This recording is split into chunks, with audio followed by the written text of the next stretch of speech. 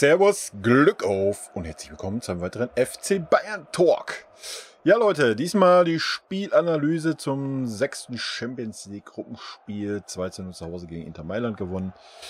Die perfekte Vorrunde mal wieder gespielt. Ja, dass das nichts heißt, auch wenn das natürlich in dieser Gruppe sehr beeindruckend war. Aber da kommen wir gleich nochmal zu. Ich denke, aber wir haben letztes Jahr gesehen, da haben wir auch 18 Punkte in der Vorrunde geholt und sind dann gegen Villarreal ausgeschieden. Also von daher heißt das jetzt nicht so viel.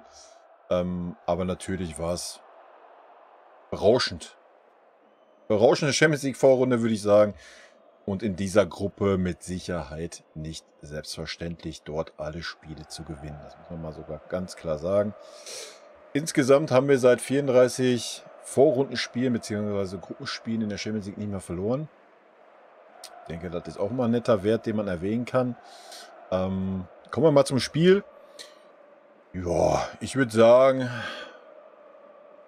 locker runtergespieltes 2:0 mit dem einen oder anderen schwachen Spieler, dem einen oder anderen starken Spieler auf unserer Seite, mit einem katastrophalen Schiedsrichter und mit einem sehr, sehr schwachen oder nicht willigen Inter Mailand auf der Gegenseite. Man hatte heute nicht wirklich das Gefühl, dass Inter Mailand überhaupt ernsthaft dieses Spiel gewinnen möchte, beziehungsweise ernsthaft versucht, das Spiel zu gewinnen oder überhaupt ernsthaft versucht, in das Spiel mal richtig reinzukommen. Die spielen am Wochenende ein wichtiges Spiel gegen Juve. Das haben sie heute gezeigt. Ja, da war keinerlei Gegenwehr, da war keinerlei Aufbäumen. Auch nach den Einwechslungen dann haben sie ja nochmal 3 Offensive reingebracht, da mit den 3 Bundesliga-Oldies. Aber enttäuschend. Muss man einfach so sagen, enttäuschend. Aus unserer Sicht natürlich super. Ja, wir haben vielleicht ein bisschen mehr Intensität gehabt wie im Freundschaftsspiel. Ansonsten haben wir heute im Schongang 2:0 gewonnen. Völlig verdient 2:0 gewonnen. Wir haben jetzt heute nicht das große Spektakel gesehen, was viele Gründe hat, meines Erachtens nach. Ja, aber am Ende des Tages steht das 2, steht die 0. Ulle konnte sich noch einmal auszeichnen gegen Dzeko, kurz vor Ende. Ansonsten war Ulle beschäftigungslos. Choupo, Alto Belli, wo er den rausgehauen hat, weiß ich nicht. Das ist ja jetzt schon Levi-Niveau. Choupo war aber ansonsten auch der einzige vorne, der wirklich ein herausragendes Spiel gemacht hat. Das muss man auch mal so sagen. Aber ja, da kommen wir gleich mal zu, wenn wir die einzelnen Spieler durchgehen. Erstmal aufstellungsmäßig, bin ich ganz ehrlich, war ich ein bisschen enttäuscht. Sage ich euch auch warum.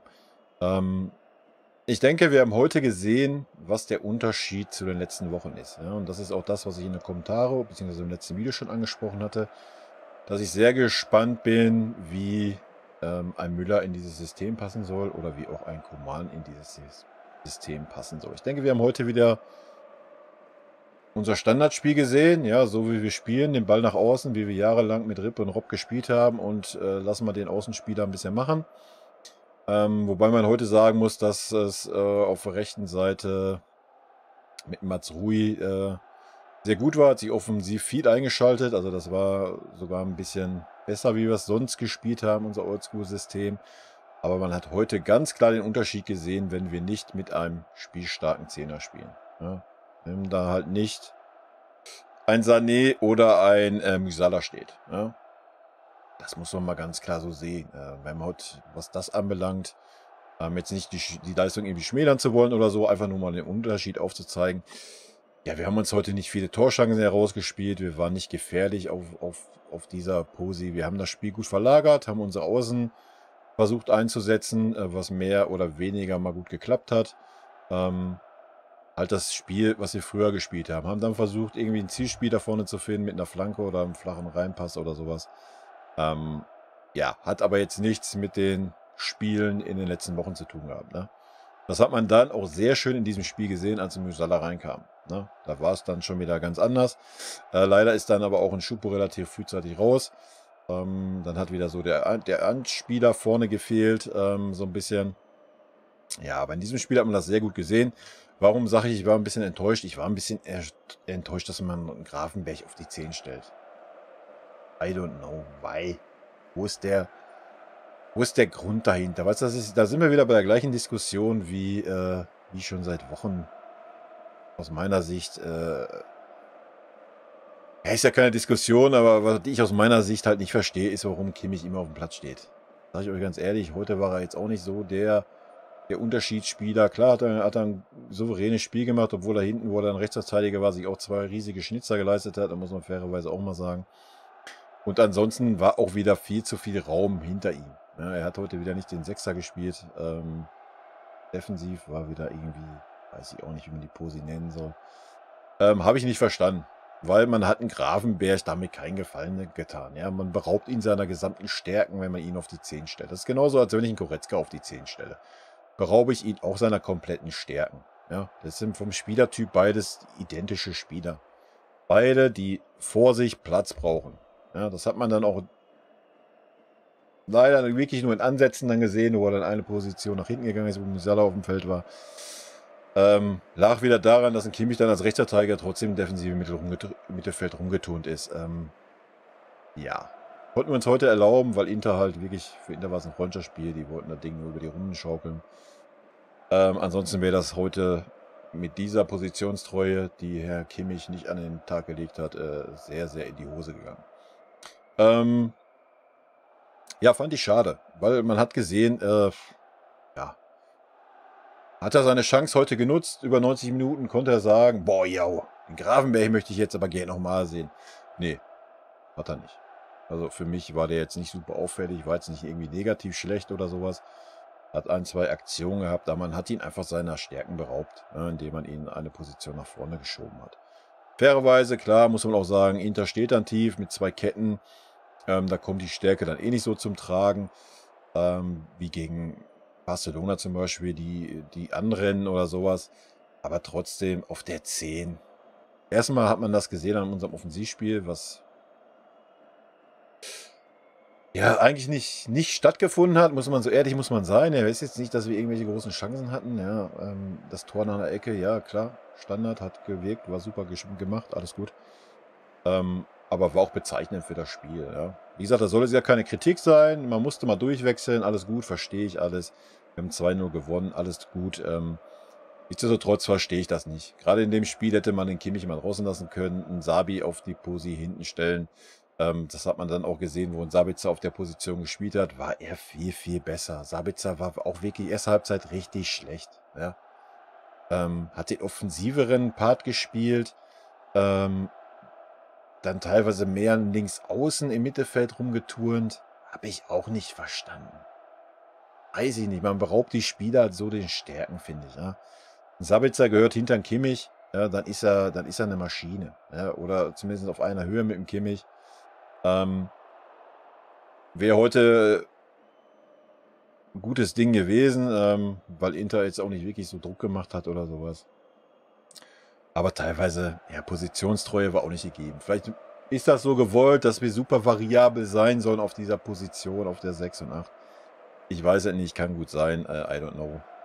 Vielleicht war auch irgendwie Wechselspiel geplant mit dem Gravenberch und Sabitzer und ein Kimmich, was weiß ich. Wenn, dann hat es definitiv nicht geklappt, beziehungsweise man hat sich so ein bisschen der Stärken beraubt, finde ich. Hat man, wie gesagt, den Unterschied, wer die Spiele intensiv guckt, ich denke, man hat ganz klar einen Unterschied in der Offensive gesehen zu den letzten Spielen. Ja. Es war super ideenlos. Ja.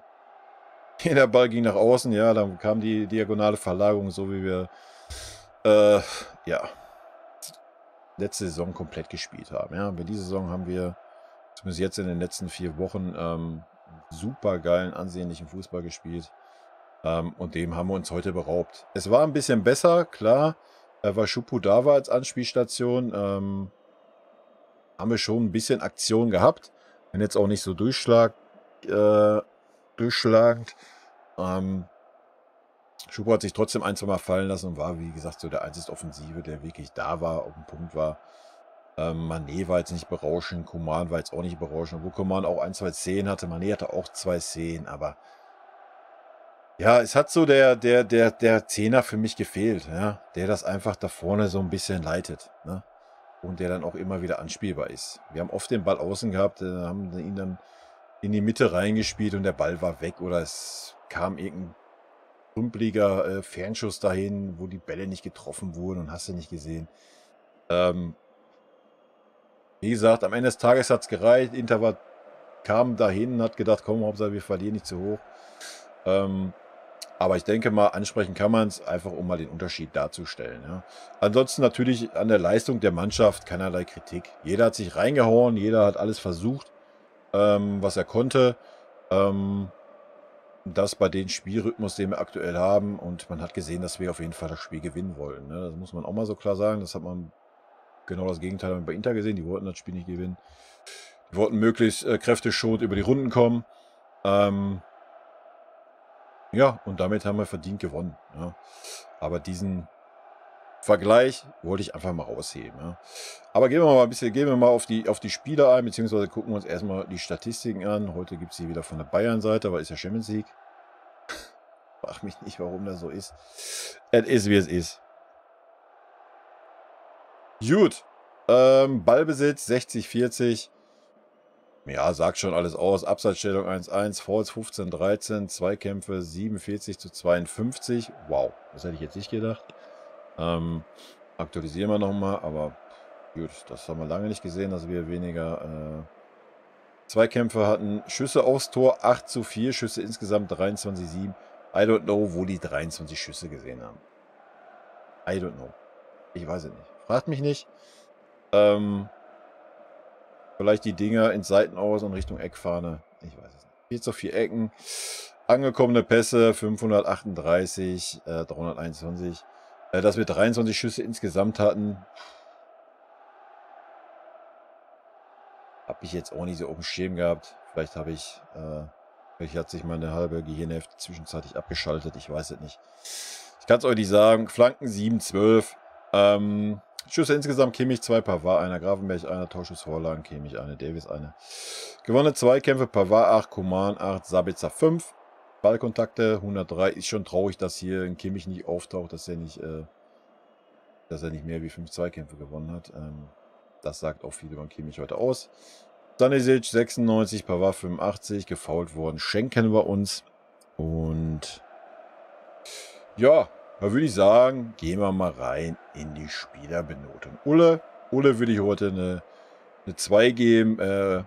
Ja, nach seinem Fehler hatte ihn anscheinend nicht beschäftigt, ist auch gut so.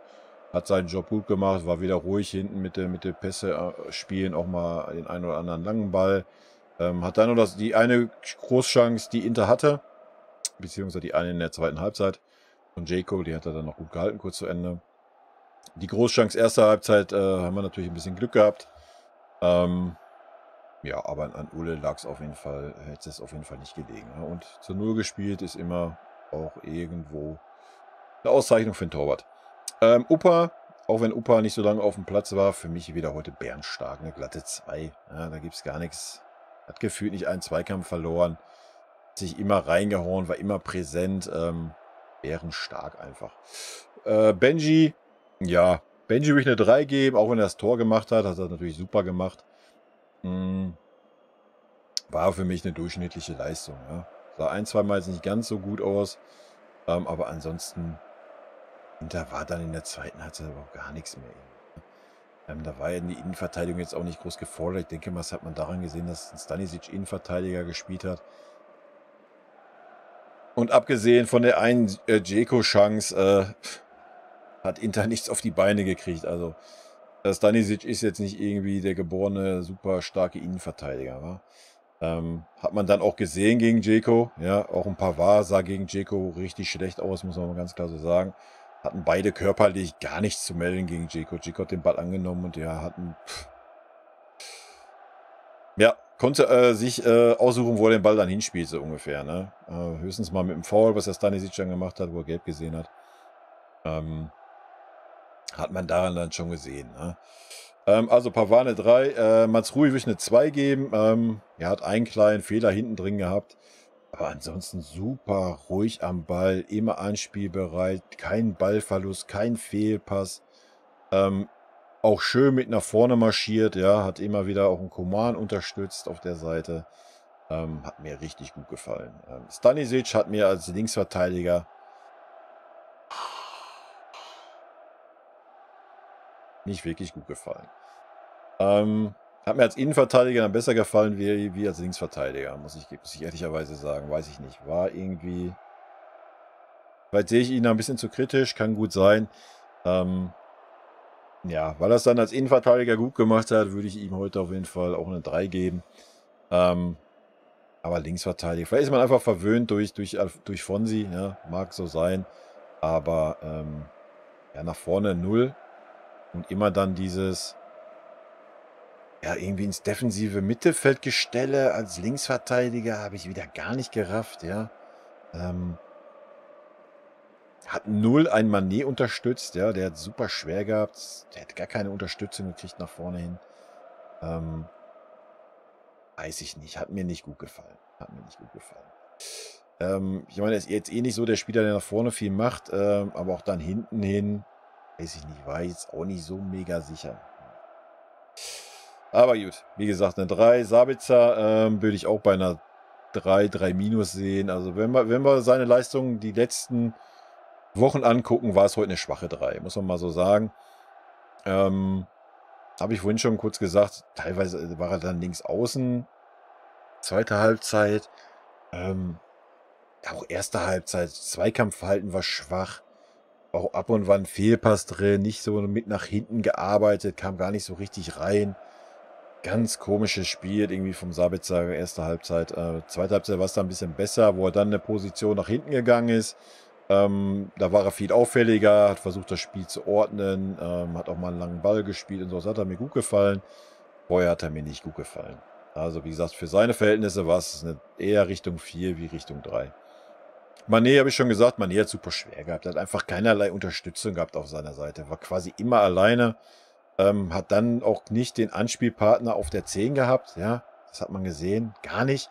Wenn, dann hat er versucht, einen Schuppo anzuspielen. Der Schuppo war immer von 2 oder 3 Leuten umgeben. Hat es dann trotzdem nochmal geschafft, sich zu lösen, den Ball nochmal anzunehmen und irgendwie abtropfen zu lassen oder sowas. Aber ansonsten, er hat keinerlei Mitspieler gehabt. Ja. Es war einfach so, 0 Unterstützung auf der Seite. Weiß ich nicht. Würde ich heute auch bei einer schlechten 3 sehen. Kann man ihn jetzt nicht so den Vorwurf machen, finde ich. Hat geackert, hat gerackert, hat gefoult. Hat sich trotzdem nicht unterkriegen lassen, ja. Muss man auch mal ganz klar sagen. Hat den Kopf nicht hängen lassen oder sowas. Von daher würde ich auch sagen, eher eine 3 wie irgendwas anderes. King würde ich auch bei einer 3 sehen. Soll doch gar kein Vorwurf sein, hat halt einfach eine schwierige Zeit hinter sich. Und ja, er braucht jetzt einfach die Minuten, um wieder reinzukommen. Hat ein paar ganz gute Akzente gehabt. Aber er hat mir besser gefallen, wo er dann zweimal durch die Mitte kam. Ja, da kam er durch die Mitte auf der 10er-Position. Dieses Außen an der Linie kleben, das passt einfach nicht mehr zu unserem Spielstil. Ja, das muss man so sagen. Er wird super schwer haben, wenn er das nicht irgendwie ändern kann. Bin ich mir 100% sicher, weil man hat es heute gesehen, die Offensive. Ja, wie statisch und schwach sie war. Ja, Schuppo hat es ein bisschen rausgerissen, weil er als richtiger Neuner da war und auch ein bisschen anspielbar war und sowas. Aber man hat es gesehen.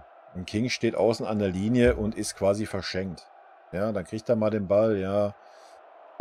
Und dann viel Glück. Ja, dann rennt er die Linie ein Stück runter, dann bricht er ab, spielt den Ball nach hinten, spielt den Ball quer. Kannst du halt 0 vergleichen wie mit dem Gnabry in den letzten Spielen oder auch ein Sané über der Seite, die viel mehr in den Halbräumen sind. Ein King klebt immer an der Linie.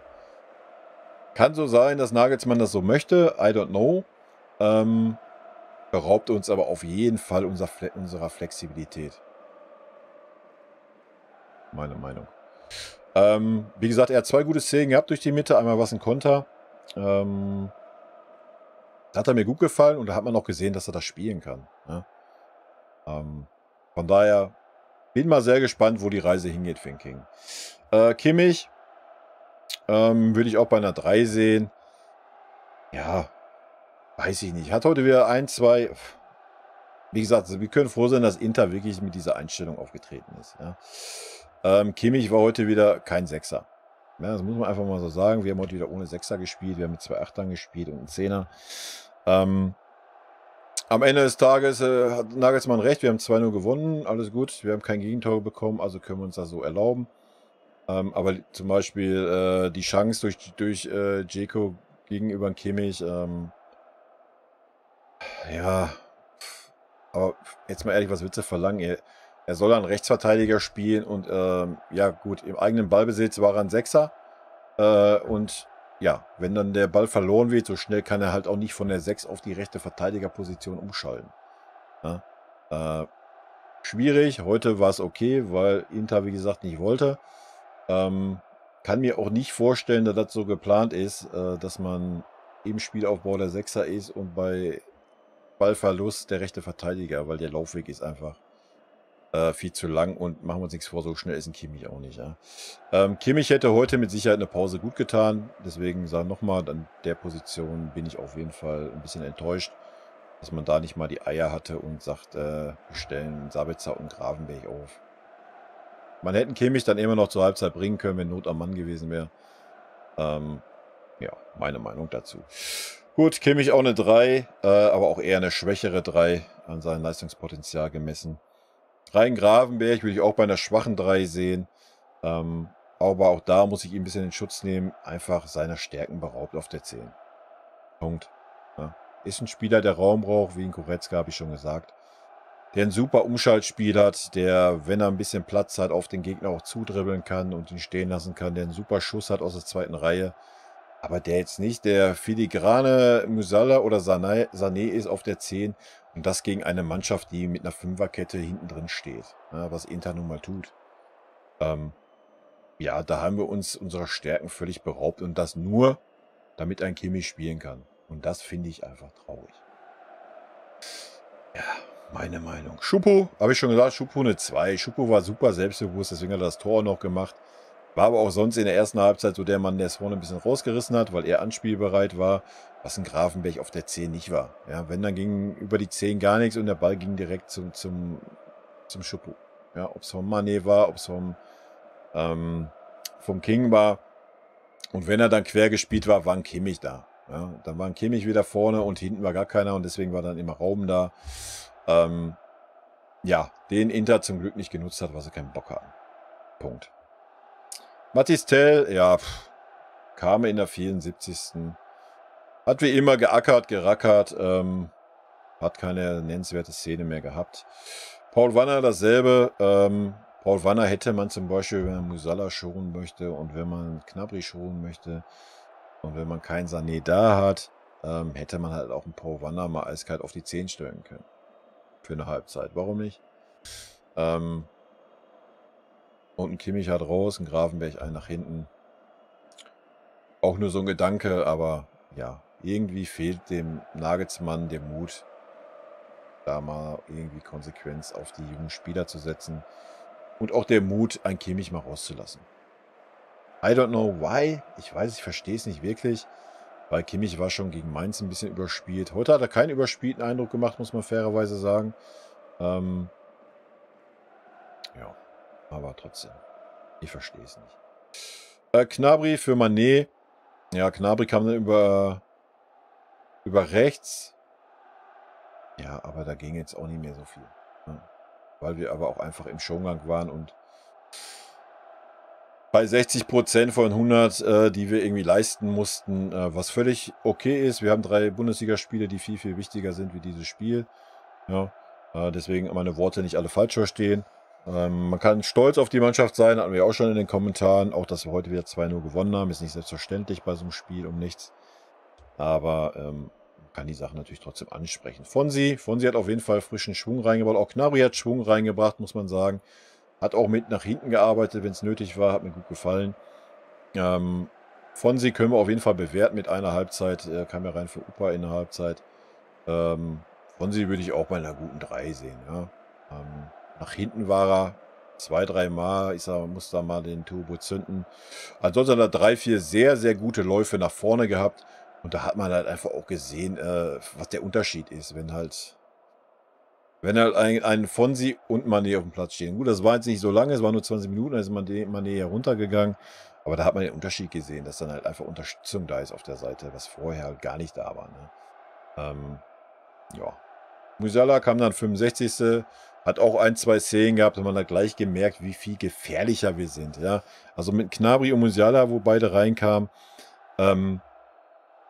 Aber auch da wieder, dass man dann Mazraoui rausnimmt und nur um Kimmich unbedingt auf dem Feld zu haben und ihn dann da hinten rechts hinzustellen. Alter, kriege ich so einen Kackreiz, das könnt ihr euch nicht vorstellen. Ich verstehe nicht, wie man einen Spieler so vergöttern kann. Geht in meinen Schädel nicht rein. Ja, Kimmich ist ein guter Spieler. Ist ein sehr, sehr guter Spieler. Zumindest was der Part von der 6 in die Offensive anbelangt. Ja? Also da gibt es wenige, die so ein Auge haben, die diese Diagonalbälle spielen können, die den Pass in die Spitze spielen können, blindes Verständnis mit Gnabry, alles gut, alles super. Das mit nach vorne aufrücken, auch mal ein eigenes Tor schießen und sowas. Da ist ein Kimmich wirklich Weltklasse, meines Erachtens nach. Auch im Gegenpressing, ja, wenn er auf der 8 ist er im Gegenpressing auch einen richtig guten. Aber als Sechser, ich fühle ihn nicht. Also ich fühle ihn nicht defensiv als Sechser. Ich fühle ihn nicht. Dafür ist er viel zu oft zu weit weg von den Spielern im Mittelfeld. Es ist immer Raum hinter ihm, weil er da nicht schnell genug hinten ist. Also als Achter fühle ich ihn wirklich mega. Ja, aber dieses Sechser-Dasein zu sagen, er muss da noch irgendwie die Defensive mitmachen. Das war gegen Barca mal gut, weil er da wo eine klare Anweisung gab. Da ist jetzt deine Posi, die musst du jetzt mal halten. Da war es wirklich gut. Aber ansonsten in den ganz normalen Spielen, wo er da irgendwie zwischen 6 und 8 und 10 rumeiert, ach, weiß ich nicht. Fühle ich nicht. Ja, weiß ich nicht. I don't know. Also ein Kimmich mit einem starken Sechser, der defensiv stark ist an der Seite, glaube ich, wäre nochmal ein anderes geil. Ja? Weiß ich nicht, wie die Ansagen sind. Da würde ich Kimmich jetzt noch nicht mehr unbedingt den Vorwurf machen, sondern eher dem Nagelsmann, weil er wird das ja dann so sehen. Ja? Ich meine, gut, so wie heute gegen Inter, alles gut. Kein Problem, machet. Aber auch da hat man gesehen, 2, 3 Mal, was dadurch passieren kann. Ja? Und in der Bundesliga haben wir es auch schon oft genug gesehen. Also. Wobei man da fairerweise auch sagen muss, in 80% der Spiele reicht das auch. Ja, wenn wir mit einem Sechser spielen, der nicht wirklich defensiv stark ist. Ja. Weiß ich nicht. So ein zweischneidiges Schwert, wie man so schön sagt. Ne? Aber nichtsdestotrotz, gerade heute hat man es gesehen mit einem Gravenberch und einem Kimmich und einem Sabi. Die standen sich ja teilweise gegenseitig im Weg. Ja, deswegen waren Sabitzer dann auf einmal auch mal links außen. Weiß ich nicht. Das war einfach too much. Ja? Ich verstehe es nicht. Ich verstehe es nicht. Ja? Da hätten wir doch heute mal sagen können, komm, Josh, hau dich mal auf die Bank und hau den Sabi da hinten hin, da vor den Gravenberg. Das hätte ich gerne mal gesehen. Ich glaube, dann hätte er mal seine Stärken ausspielen können. Ja? Aber gut. Es ist nun mal nicht so gewesen. Und ja. Am Ende des Tages hat es trotzdem gereicht. Ja, deswegen habe ich keinerlei Recht, irgendwie Kritik zu äußern. Sind einfach meine Anmerkungen. Ansonsten die Auswechslung, ja, kann man jetzt auch wieder drüber streiten. Ich habe aber auch keine Lust mehr darauf rumzureiten. Wie gesagt, man hätte gerne auch mal einen Tell vielleicht mal ein bisschen länger gesehen wie 16 Minuten in so einem Spiel. Man hätte vielleicht auch mal Paul Wanner auf einer richtigen Position gesehen, die er bekleidet. Er ist nun mal ein offensiver Mittelfeldspieler und nicht ein rechter Verteidiger, wo er immer für reinkommt, oder ein linker Verteidiger. Gut, heute durfte er dann mal rechts außen spielen für 15 Minuten.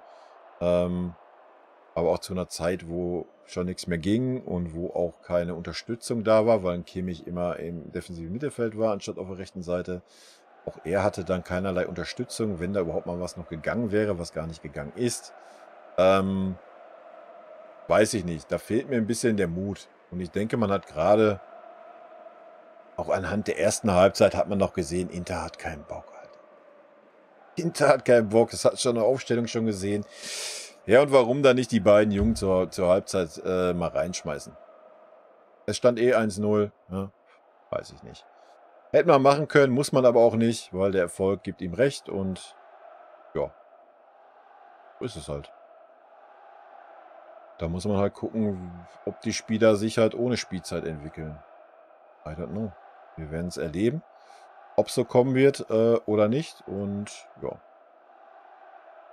Am Ende des Tages können wir ja nochmal einen Blick auf den Spieltag werfen. Ist ja jetzt auch Abschlusstabelle. Können wir uns ja nochmal reinziehen.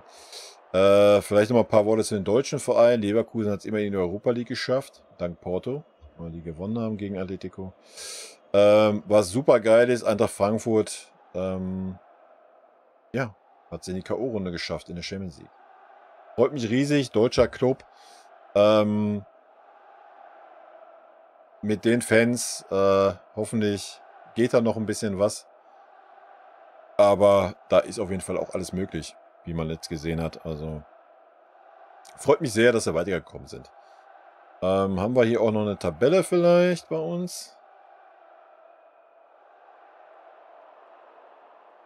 Oh, nicht wirklich, wa? Spieltag.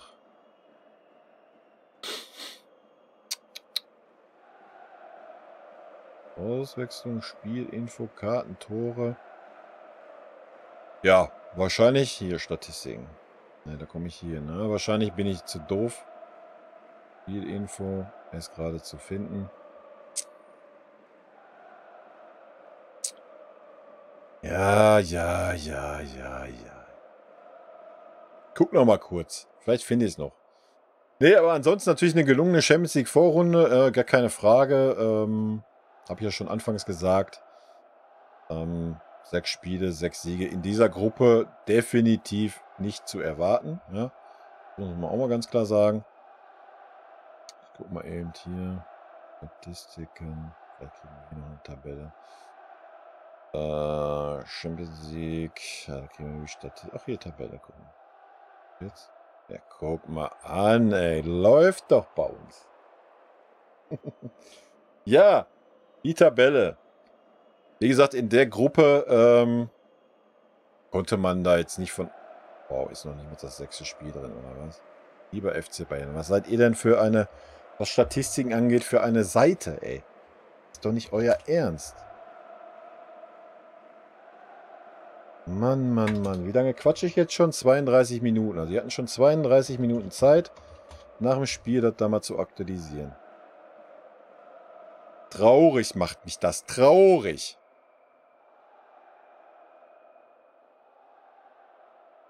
So. Kriege ich hier eine Tabelle wenigstens. Tabellen. Interessiert uns nicht. Hier. Eieieiei. So, jetzt aber. Ja, wie gesagt, in der Gruppe nicht zu erwarten. Auch nicht zu erwarten, dass wir nur 2 Gegentore kassieren. Ja, das muss man auch mal ganz klar sagen. Bärenstark einfach. Bärenstark. Ja, kann man nicht anders sagen. Also der Champions League haben wir nicht ein schlechtes Spiel gemacht. Wir hatten erste Halbzeit gegen Barcelona ein bisschen Glück zu Hause. In Inter war es eine okaye Leistung. Hätte auch ein bisschen anders verlaufen können. Aber ansonsten waren wir ganz souveräne Spiele. Auch in Inter war es eigentlich am Ende schon souverän. Ja, bringt uns jetzt am Ende des Tages nichts. Ja, wenn man dann sich die Gruppe hier anguckt, dass Frankfurt mit 10 Punkten, mit 2 Niederlagen weiter ist. Alles andere spielt keinerlei Rolle, ne? Auslosung ist nächste Woche Montag, 12 Uhr. Ja.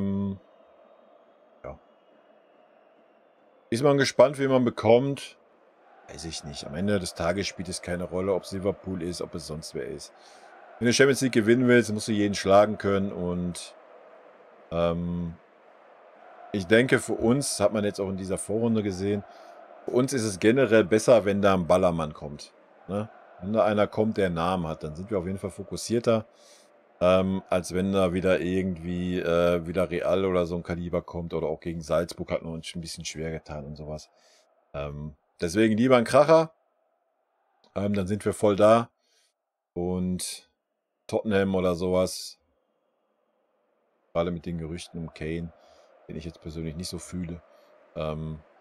Ja, freuen wir uns drauf, denke ich. 3 deutsche Mannschaften weiter. Ich weiß gar nicht, Leipzig.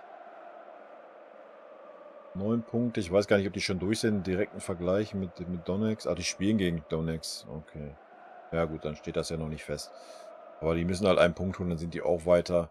Ja krass, dann hätten wir 4 deutsche Mannschaften weiter. Wann gab es das letzte Mal? I don't know. Kann ich mich nicht dran erinnern. Wär schon stark, ja, wenn auch manche ein bisschen wackelig weiter sind. Scheißegal, weiter ist weiter. Wäre schon ein Statement, auch gerade mal für die Bundesliga. Würde mich sehr freuen.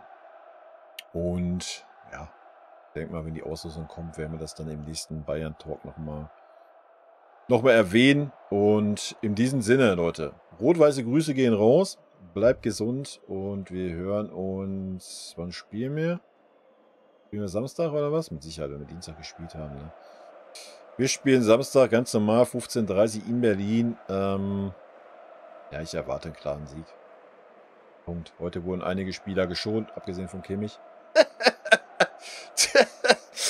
Ach, herrlich. Ich erwarte, dass ein Gnabry anfängt, dass ein Musiala anfängt, dass ein Mané anfängt und dass ein Choupo anfängt, was Offensive anbelangt. Und ich denke, ein Goretzka und ein Kimmich werden anfangen im zentralen Mittelfeld. Und für ihre Abwehrkette wird wahrscheinlich ein Davies anfangen. Mit dem Opa, je nachdem, wie es mit der Licht aussieht, wird ein Pavard neben spielen, Mazraoui rechts und Ule im Tor. Die Aufstellung erwarte ich, ist die Startaufstellung vom 6:2 gegen Mainz und 13:0 gegen Barca. Von der Aufstellung gehe ich von aus und dann sehen wir auch wieder ein interessanteres Spiel, was die Offensive anbelangt, denke ich. Ja, das war's jetzt aber.